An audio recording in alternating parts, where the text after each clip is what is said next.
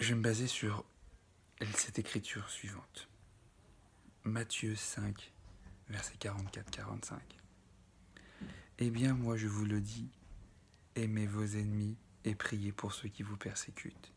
Ainsi, vous deviendrez les fils de votre Père qui est dans les cieux.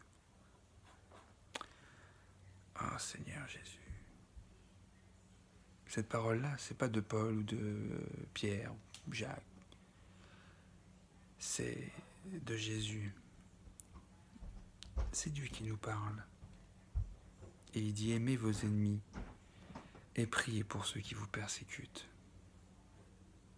Tu sais pourquoi il demande ça? Parce que quand tu lis tous les passages qui ont rapport avec le pardon, c'est facile, cette faculté de pardonner le lépreux, les passages avec le lépreux, l'aveugle, Bartimée, toutes ces personnes-là, toutes ces personnes qui étaient rabaissées, jugées, condamnées, qui vivaient une vie de condamnation. Tu sais qu'il n'y a plus de condamnation pour ceux qui sont en Jésus-Christ. Et 1 Jean 4,18 dit, il n'y a pas de crainte dans l'amour, car l'amour parfait exclut la crainte. La crainte est liée à l'attente d'un châtiment, et ainsi celui qui craint ne connaît pas l'amour dans sa perfection. Alors, quand tu te bases sur le fait d'aimer vos ennemis, c'est ce qu'a fait Jésus jusqu'au bout. Sur la croix, il leur a dit, pardonne-leur, parce qu'ils ne savent pas ce qu'ils font. Et si toi tu ne le fais pas, qui va le faire? Si tu ne le fais pas, qui va leur montrer? Qui va leur expliquer que Dieu les aime inconditionnellement? Comment tu peux accomplir le royaume si tu n'aimes pas?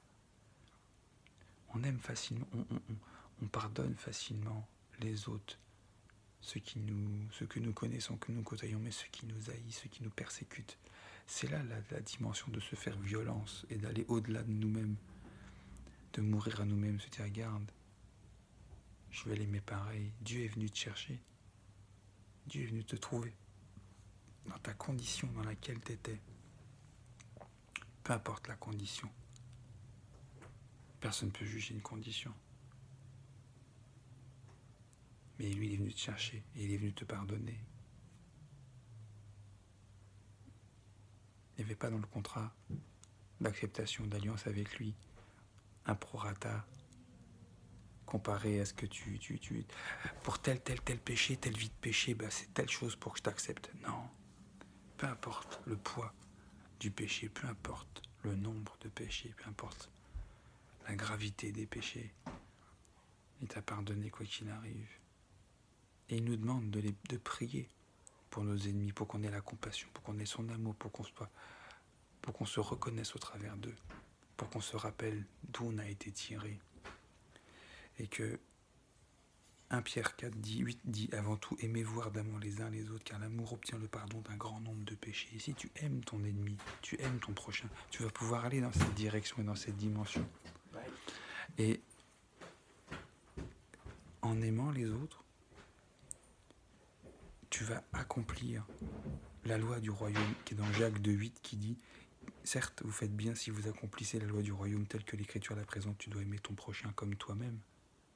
Donc même ton ennemi, tu dois l'aimer comme toi-même. Ce qui vient me dire aussi que des fois, ton pire ennemi, c'est pas automatiquement la personne qui te persécute. C'est même pas Satan des fois, c'est toi-même. Ton pire ennemi, ton pire saboteur, ton pire piège.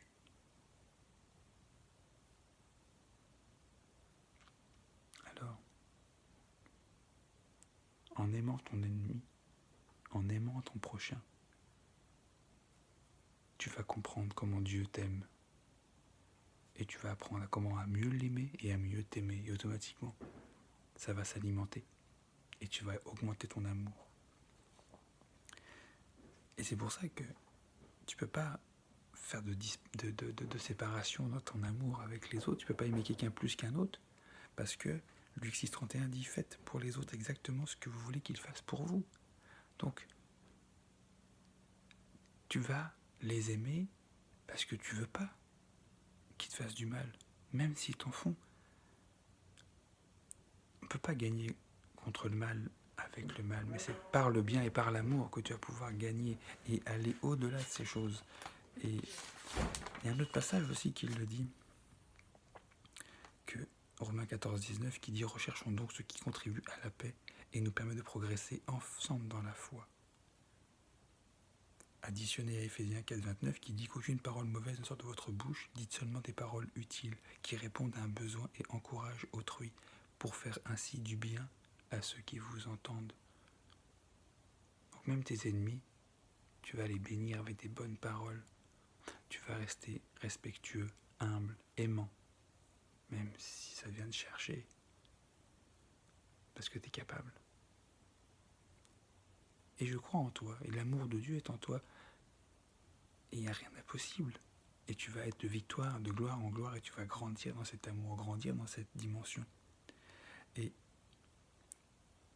c'est même pour ça que Dieu t'a choisi. En Colossiens, il nous le dit, que nous faisons partie du peuple de Dieu. Et Dieu nous a choisis et il nous aime. Colossiens 3,12. C'est pourquoi il nous demande de nous revêtir de bienveillance, d'affectueuse bonté, d'humilité, de douceur et de patience. Pas juste envers nous-mêmes ou envers ceux que nous connaissons, mais surtout envers ceux qui nous persécutent.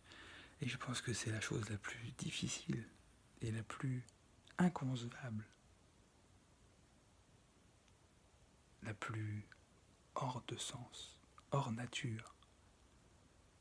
Mais c'est ça. Dieu nous aime d'un amour extravagant qu'on ne peut pas comprendre.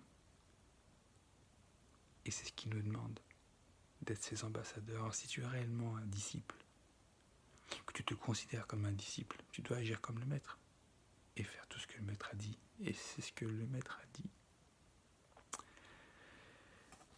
Et je vais te répéter ce qu'il a dit.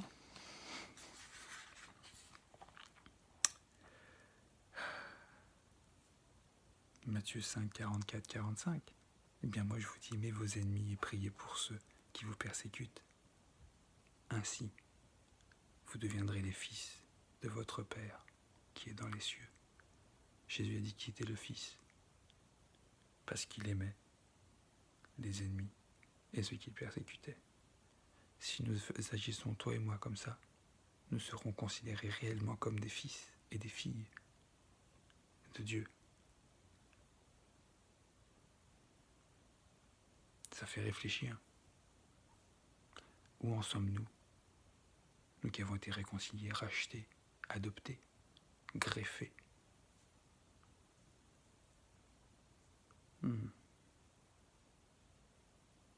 Est-ce que nos actions sont alignées avec nos paroles? Sont-elles alignées avec sa parole?